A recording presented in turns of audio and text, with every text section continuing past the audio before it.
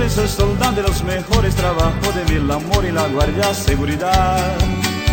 Es para todos los oyentes que este hijo de corriente lo respeta ya la gente cuando quiere torear. Estoy firme en mi puesto y mi mayor aspiración es llegar a ser sargento, sargento del escuadrón.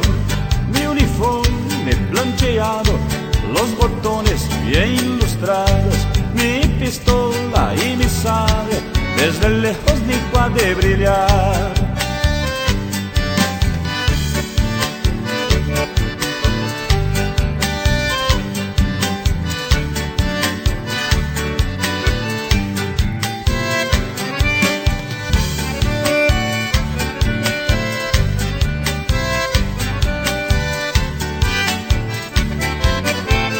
Me tiene dos laureles por la hoja de mi sable, que casquito bien clarito y sentido bien de mar.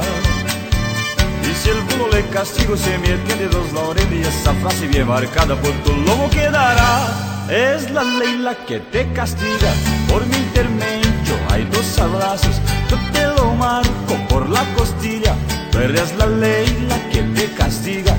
A los yanquis y a los bolses, si yo llego a encontrar, le voy a encajar una saleada para que se dejen de bochinchear.